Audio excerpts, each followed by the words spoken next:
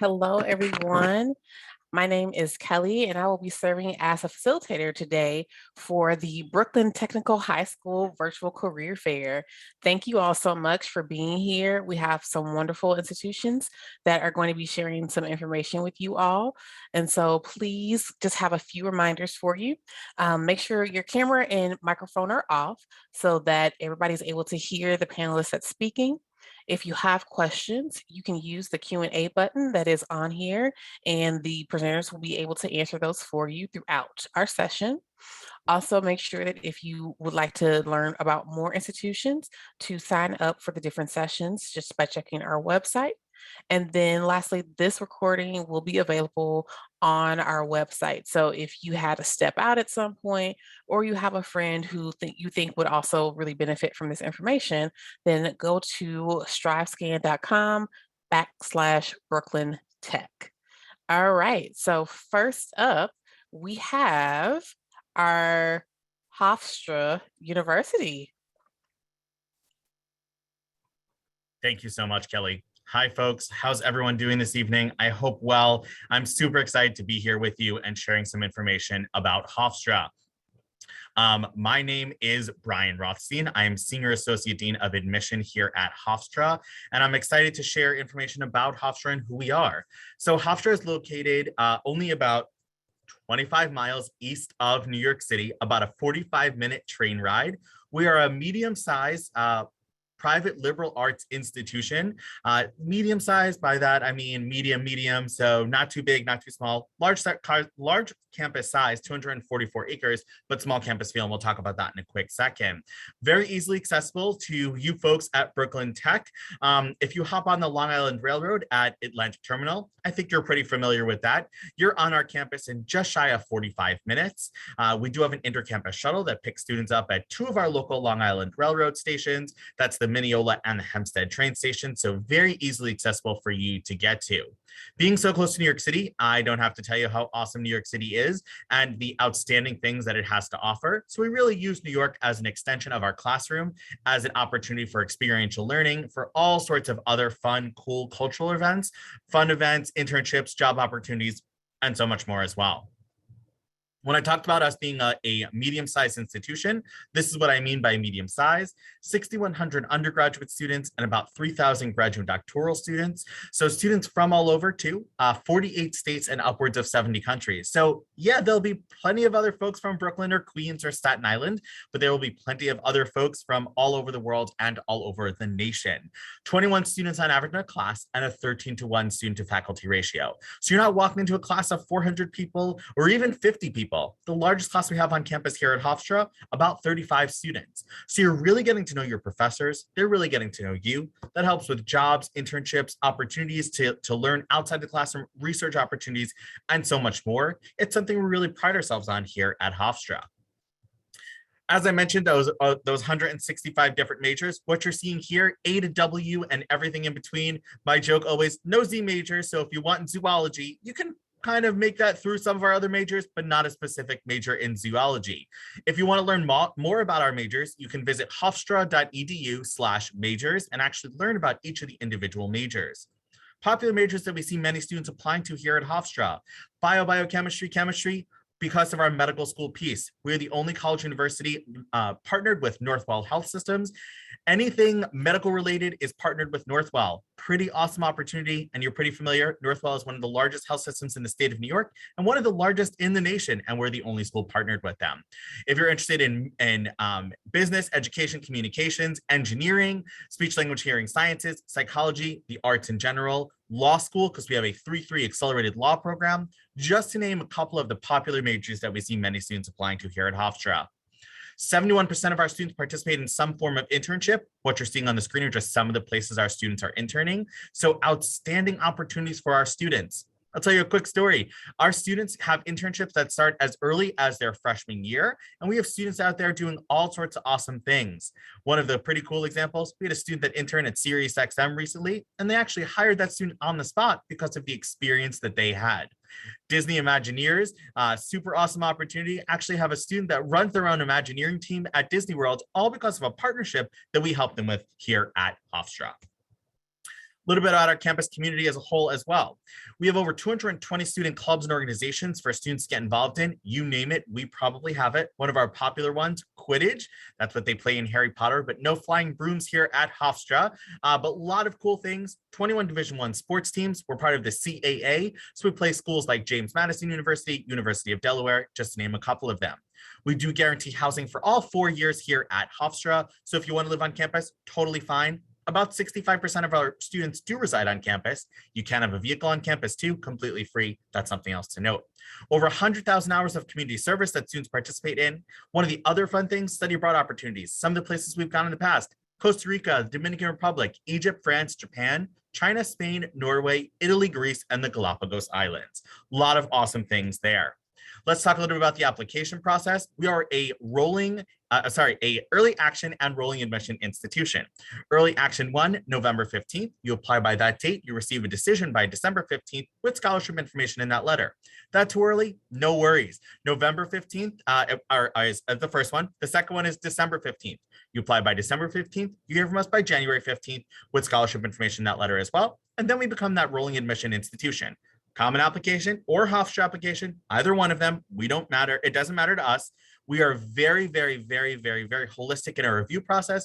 We read all the essays, letters of recommendation, the personal statements, the why Hofstra, we look at your trending grades, what you've taken in comparison to what's offered at your school. So really familiar with your rigorous Brooklyn Tech curriculum. What you're seeing on the screen are just averages. So we take all of our incoming students and average it out. That's where we come up with our middle 50% of SAT, ACT scores and our GPA. 3.7, about a 92 on the 100-point scale, or about a B+ on the A to F scale. We are a test optional institution, have been for about 8 years now at Hofstra. So that's a kind of pretty awesome thing for us too. So way before the crazy world we live in, we've been test optional. Only 2 programs you have to submit SAT, ACT scores for: our medical school program, our BSMD program, and our PA program. 2 really awesome programs partnered with Northwell, as well as our nursing program, but definitely things you have to submit for sure.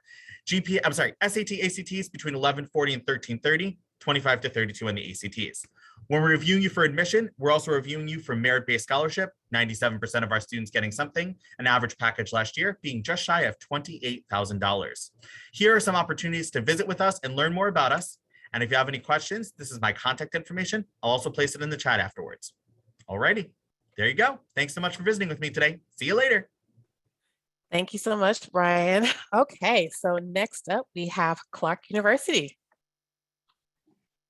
All right, thank you. So I'm going to share my screen. You should see who is Clark on your screen now. So hi, everybody. My name is Chris Munoz-Colleen. I'm Assistant Director for Access and Inclusion here at Clark. I'm actually all of your admissions counselor, so feel free to keep me in mind as a resource along the way. A bit about Clark. We're a small research university with a liberal arts curriculum. So we're located in Worcester, Massachusetts, about an hour from Boston and also an hour from Providence, Rhode Island. We're 2,200 undergraduate students and about 800 graduate students. So I think of Clark as really being in the healthy middle of small schools with about 3,000 total students. Something interesting about our foundation, we were actually originally a research institute for psychology. This is the one American institution that Sigmund Freud gave a lecture at. At the same time, we're a small liberal arts institution. So when you think research university, you might think 40,000 students, but we're just 3,000. And something kind of unique about Clark, let's see if I can get the PowerPoint. So this slide is actually kind of shows a menu of offerings here. You actually don't need to declare until the end of your second year at Clark. But just note, the School of Management, Clark is actually quite entrepreneurial. We have a big tradition called Clark Tank, if you know the show Shark Tank. We actually also have the #2 game design program in the world, according to Princeton Review. That's through the Becker School of Design and Technology. I would recommend that you think of this slide as a menu rather than kind of like you have to box yourself in. Like I said, we have a liberal arts curriculum and encourage academic exploration. This slide actually shows kind of some moments in our curriculum that I want to highlight.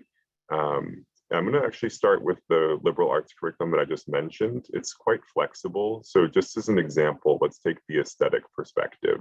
So that's the program of liberal studies right there on the screen with PLS. So for the aesthetic perspective, you could take a very active and creative course like photography with Professor Steve Dorado. I mean, that's a course where you're working with an artist and having gallery events and group critique. You could do something completely different. A lot of our students actually take creative actor, which is an improv acting class. If you want to, let's say, dive in the deep end on, public speaking skills, being on stage and acting with your classmates. But you could do something utterly different, like music theory, much more of a mathematical approach. The goal is that you're going to have a broad tool belt of viewpoints by the time you graduate Clark. So your major, you'll have that focus, but you'll also have the broad liberal arts accompanying this. Clark has a very real world approach to learning. So that's problems of practice that you see on the screen.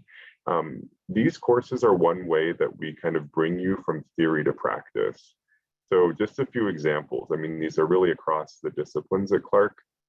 Our business management students have a course called Community-Based Entrepreneurship, where you partner with a local business in our neighborhood and work with them on some kind of venture.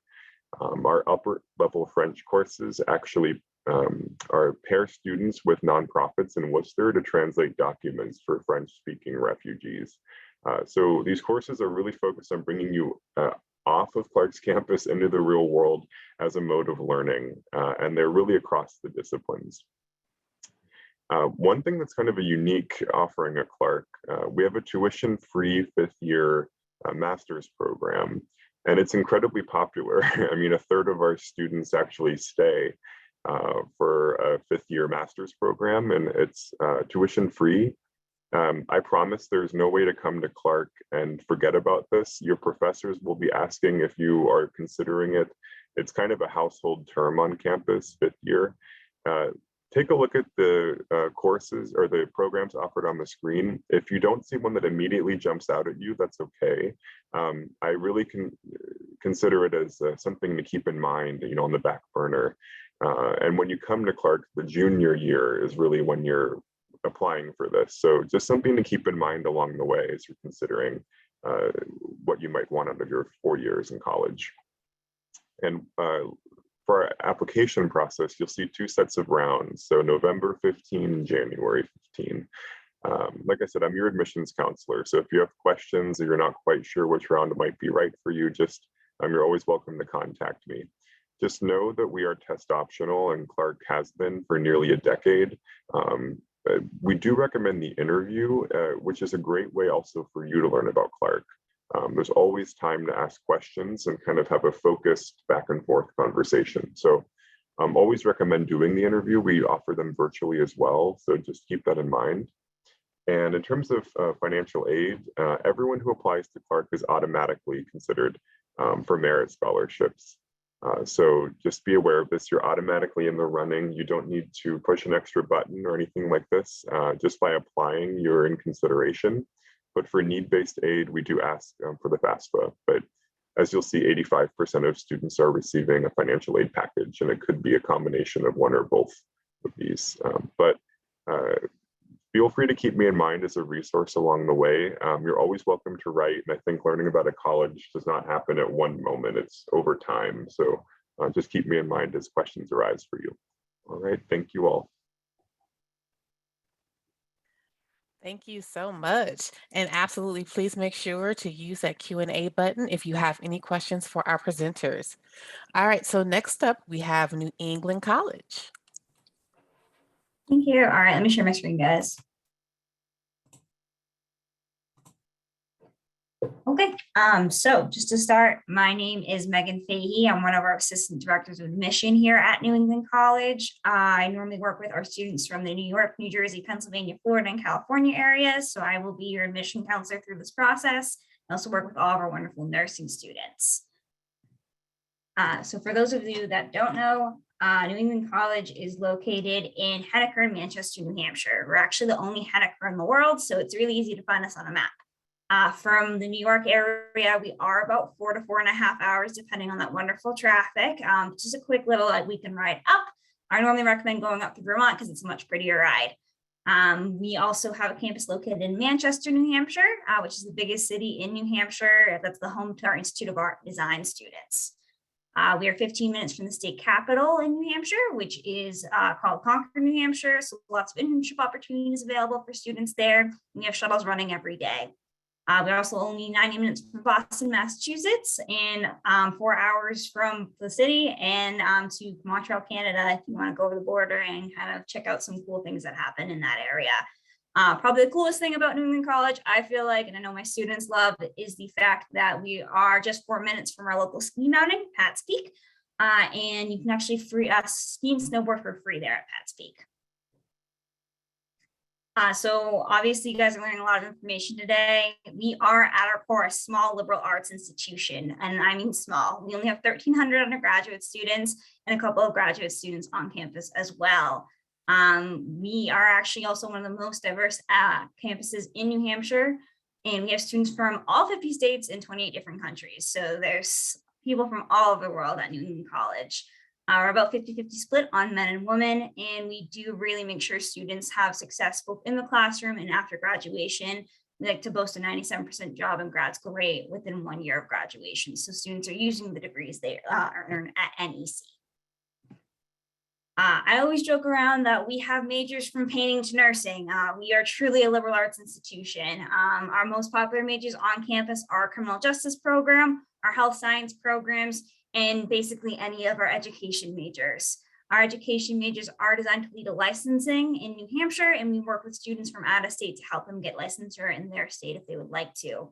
Our criminal justice program is a huge program on campus. It's well attended, it's well loved.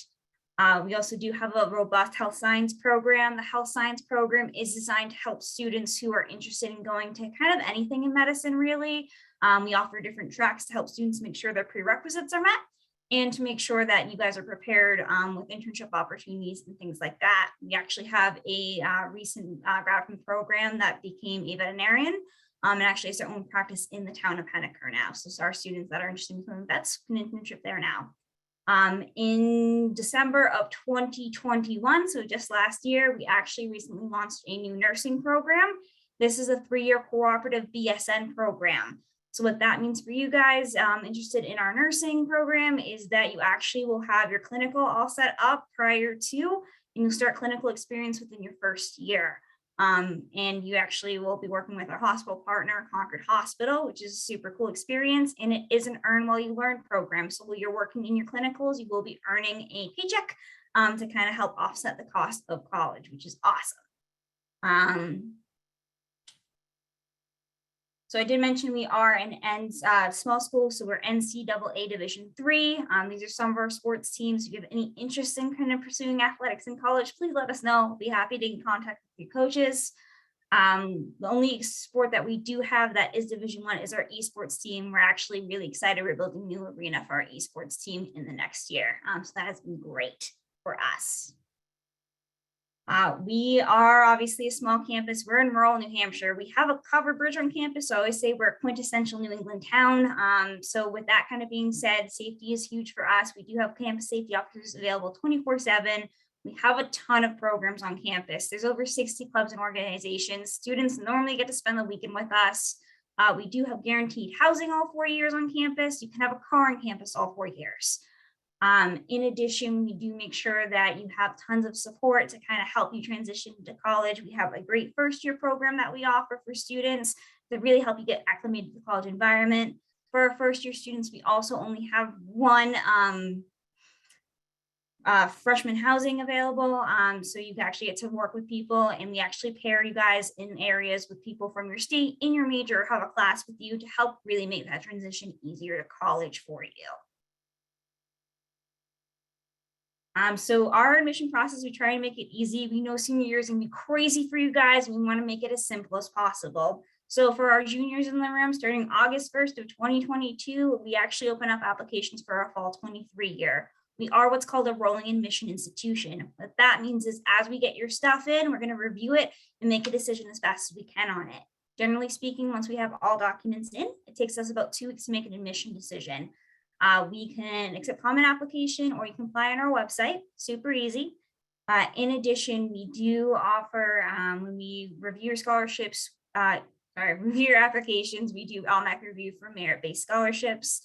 We also do allow students to use the FAFSA, and we encourage those conversations. If you need help with that, please let us know, and please use me as a resource throughout this process. I know that it can be a lot, and we want to make sure that you know at New England College, you're really not a number. We know all our students by name. We work really hard to make sure that you guys are prepared for this exciting process. So keep me in mind if you have any questions, and hopefully I'll see some of you guys next year. But thank you guys. Thank you so much. Okay, so next up we have Williams College.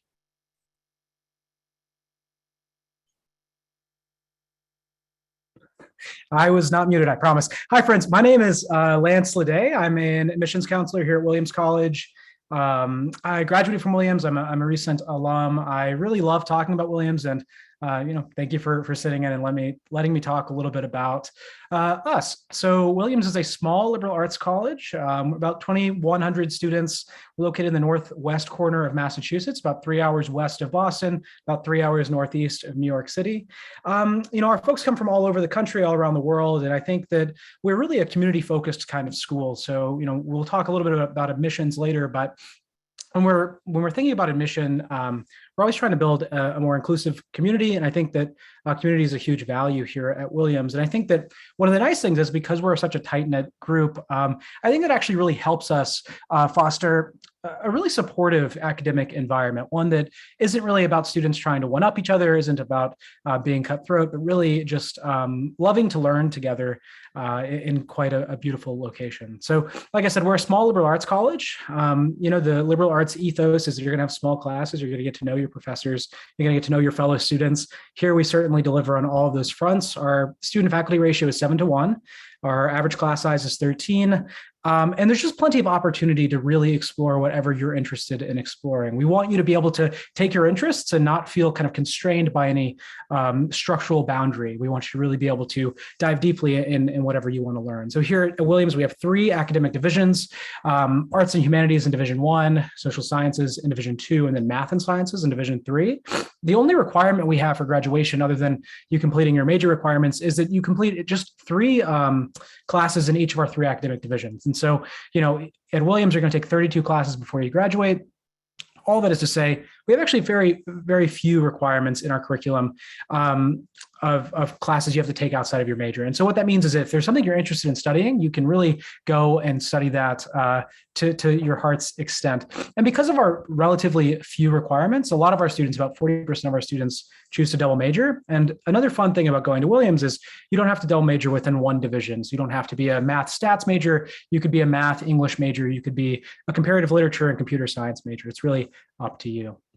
Now, it's hard to talk about academics here at Williams without mentioning the tutorials. So like I said, kind of the Williams or the liberal arts ethos is small class sizes, really in intimate academic environments.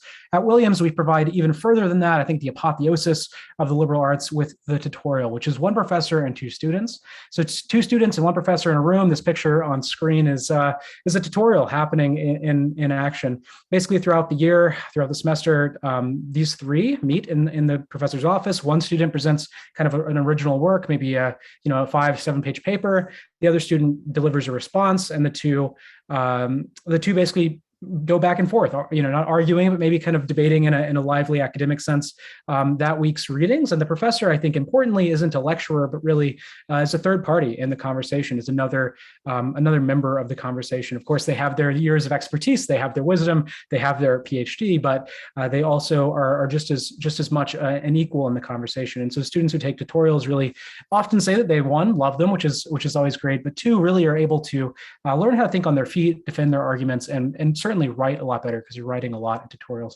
I always like to note that, if this sounds scary to you, you certainly don't have to take tutorials at Williams. Only half of our students, or I guess half of our students, do choose to take them.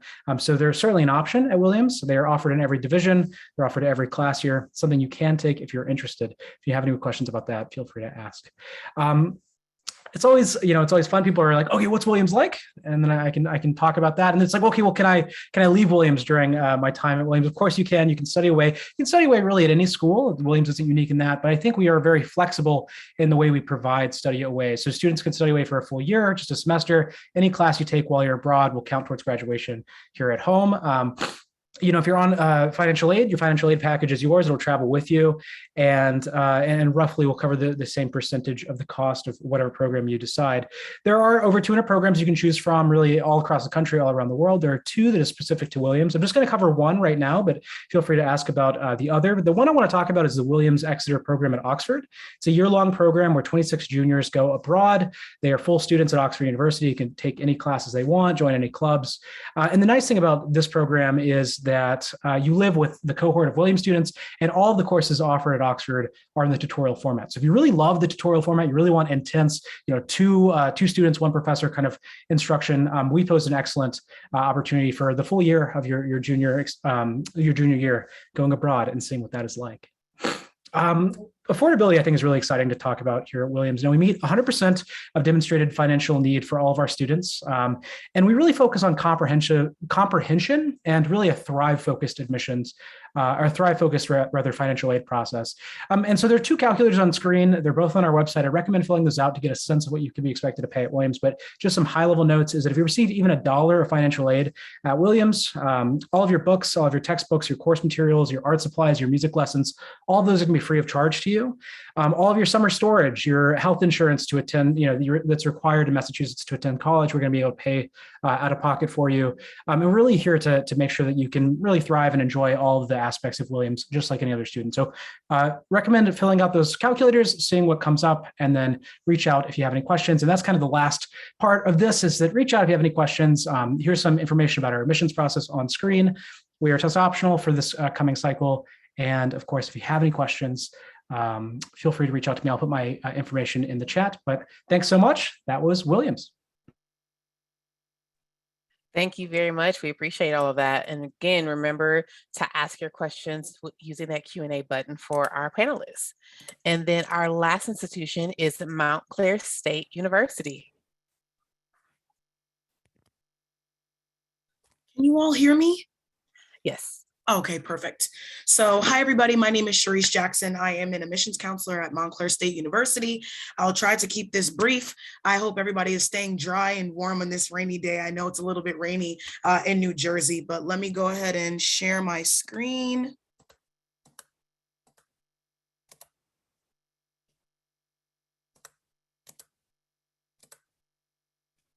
Okay.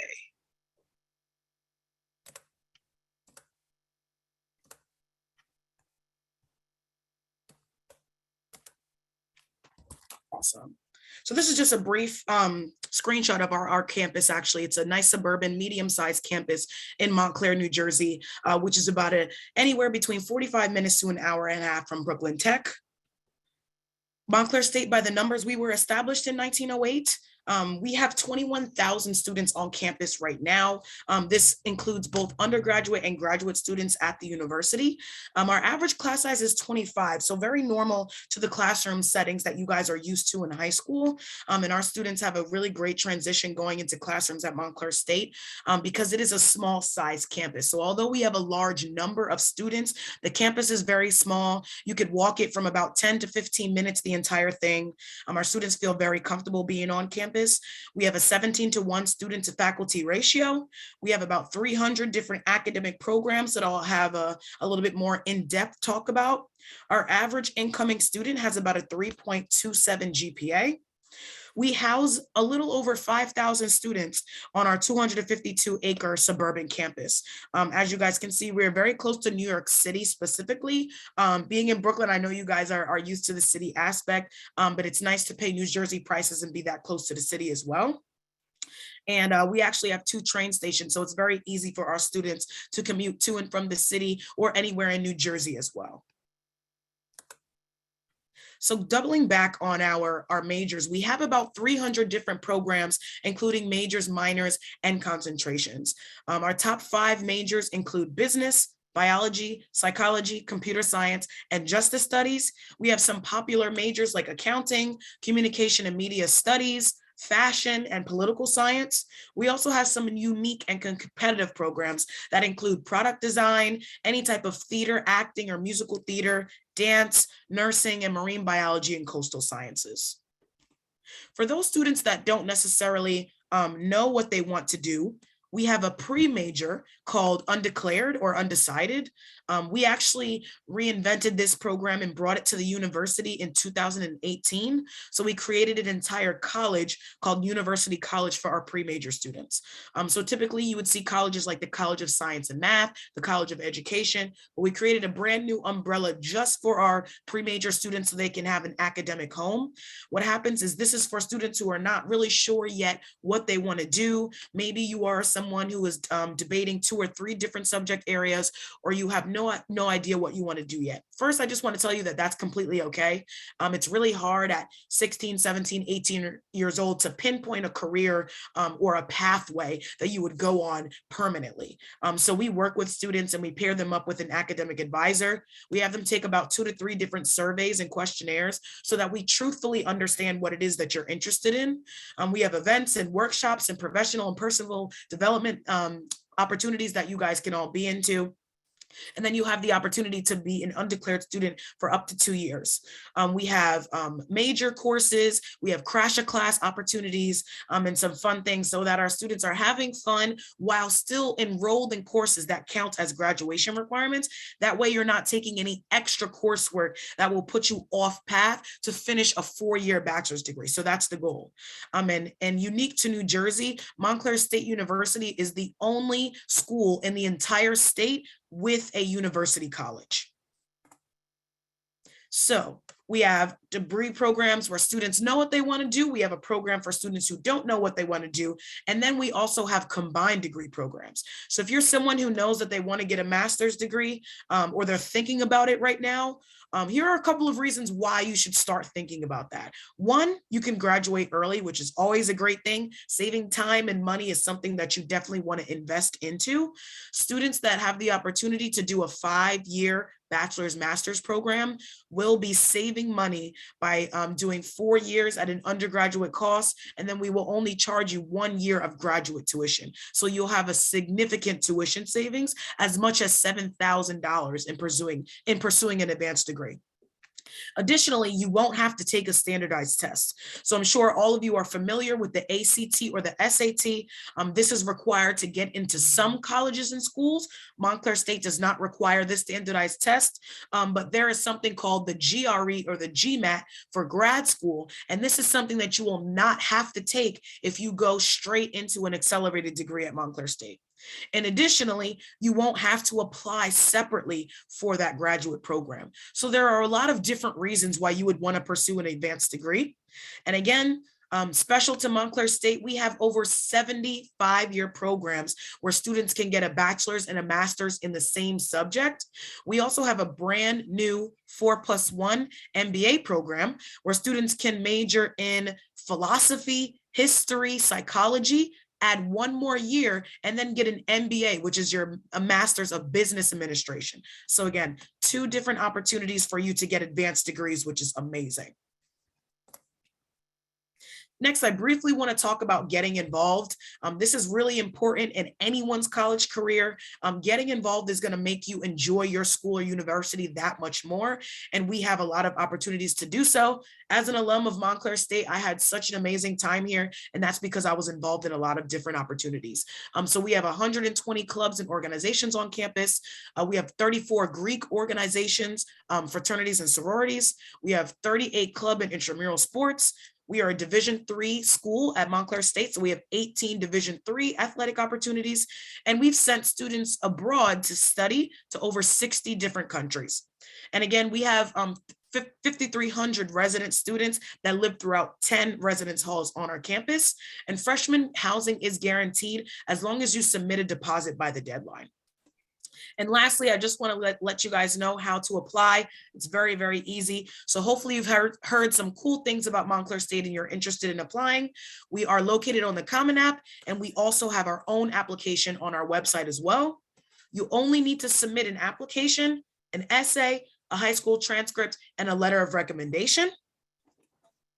And We are thank you test so optional at the much. university, I'm sorry, and our I have average to GPA is about a 3.27. pause. I'm sorry, I have to stop you so we can make sure that we So get let me just everything put the done. contact information up.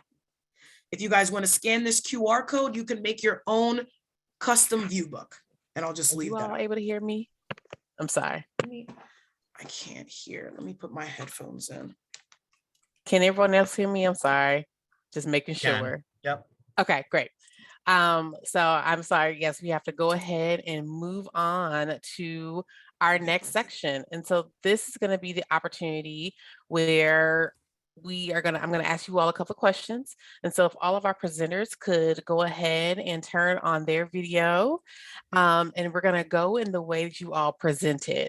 And so we have a couple of questions, and just want you all to be able to give some insight to to those who are on the call with us. And so the first question is, what's one thing you want students to remember about your school? Awesome. Thanks so much. I would say the one thing I really want students to remember about our school is the location, the return on investment, the opportunities that we offer to our students, and the small class sizes and the personalized attention that students really receive as part of our community here at Hofstra. And I would say for Clark, really the real world learning combined with the liberal arts. I think that's it really is across campus that our students are, whether it's in the extracurriculars or their academics, meeting people who are not only Clark University, people who are 18 to 22 years old. So your curriculum really bring you out in the real world. For New England College, I think it's going to be the experiential learning opportunities we offer. Almost all of our majors require internships, and a lot of the classes you have, you're going to be working with like clients and stuff like that. So you get experience in the classroom to help you with the real world things, so you're prepared when you leave in 4 years. For Williams, I think I'll say the tutorial. So kind of one professor, 2 students, 1 semester class format. I think it speaks to the general ethos of our institution. You're gonna have very small class sizes here. I think most importantly too, professors really want to get to know you both inside and outside of class. So it's a community of learners and a community that loves to learn about you as well. So. For Montclair State, I would definitely say the amount of programs that we offer at the institution, having over 300 different majors, minors, and concentrations, and also being the best of a large school. So we have 21,000 students, which is pretty large, but the campus is very small. So our students feel very comfortable and feel at home. Great. My next question is, what advice would you give someone going through the college search process? Awesome. I would say my biggest piece of advice for sure is 1, breathe. It will be okay. And a year past after your senior year, a year past, it will be all over and this will be totally in your rearview mirror. And 2, it is really important to visit college campuses. Many of us have reopened to visitors and have virtual options. So it is so important to visit, because all of our marketing departments do really well looking and seeing beautiful things, and that is their job. But you don't know how you feel about a campus community or a college until you actually visit it. My advice would be to do something that I did not do when I was applying to college, which is ask questions. It would have never even occurred to me that I could email an admissions counselor. And that is so much of our roles at our institutions, is just helping students get an authentic sense for the school. I know the numbers, all the things kind of blend together. So feel free to ask us questions and get a sense for our institutions. Definitely. I wish I had done this more when I was going through college. Is number 1, find out who your admission counselor is. You can call the department and ask who it is for your area. Do that and learn their name and be friends with them, because they're going to help you through this process. All of us here are advocates. We want to ask questions. There's never such a thing as a silly question when you're going through the admission process, because this is new for everyone. So let us help you. We're here to help, and never feel like ashamed for asking a question. I wish I had done that more when I was going through school. I couldn't agree more with all the other advice. I'll talk about the college essay. Whenever you're writing it, when I was writing as a student, I was like, what is it, the admission person on the other side going to think about this? What do they want to hear? we want to hear the most authentic you. I mean, I think if you don't have any ideas of what to write about, start writing down, just things you do every day. And then, eventually you'll have an idea of the things you're doing. But anyway, all this is to say, just write something that really feels personal and true to you, and it'll come across well to us. We're really just curious about who you are and not who you think we want to hear you are from us and whatever. I think for me, it would be to stay organized. There's a lot of different deadlines and important dates that you have to be mindful of when you're applying to a lot of different schools. So staying organized is a really good piece of information. And then remembering at the end of the day that, there's a light at the end of the tunnel. You're going to graduate from high school and you're going to get to the school that you want to be at and the school that's the right fit. So keeping that end goal in mind through all of the chaos is definitely a good point, and a place to breathe and remember, like, this is the end goal. And our last question is, what is one myth you'd like to debunk on the college admissions process? I think this is a good one. I would say that very often I hear from students, from families, and even from my own personal family members that have gone through the process, that we are big, scary people here in admissions. We are not. As my colleagues have mentioned around the screen, we're here to help. Our job is to work in the Office of Admission. That's the job, to admit students to college, not turn students away from college. So we're here to help. Reach out, talk to us. That is why we are here. And Christopher used a really great example. Our jobs are to speak to via email. That is what we are doing. We are here to answer the questions. So don't be afraid to ask that question. So I think there's always a myth that we're kind of like the Wizard of Oz, we're the Oz behind the screen. We are not. We are human beings and we are real people. And we like to get to know our students, especially through the process. Yeah, and just to continue the theme, sometimes when I meet a student who's visiting in person or virtually, I get the sense that they want to ask something, but they don't know if they can ask it in a way that, like, quote unquote, sounds smart, or, and I feel like if that's where you're, like, don't worry about that. You can ask a half-formed question or just say, here's a topic I would like to know more about. And that might open up the door, for getting the information that will be helpful for you. For me, I think when I was going through this process, I always thought there was this perfect student kind of thing I had to aspire to. Honestly, be yourself throughout this process, be authentic to you. If you do that, you're gonna find the institution that matches who you are the best, and you're gonna find your home for the next 4 years. So as you're going through this, just be yourself and everything else will fall into place. Gosh, that was similar to my advice. That was great, Megan. So I was gonna say something similar, which is, I think there's a myth that there's the best school, or there's the one school you're going to be happy at. And the truth is that's certainly not the case. There are a lot of really incredible schools. And for that reason, I mean, you should be picky. You should say, will this school make me really happy to be a student there? Will I be able to thrive there? That should be your kind of bar. And that's what we were talking about when we talk about what a good fit school is. And so, like Brian said, there are so many virtual and in-person opportunities to kind of learn more about schools, and don't stop until you find, the schools that are really exciting to you to apply to. This is a really interesting question. I've never been asked this question. I've been in admissions for 4 years now.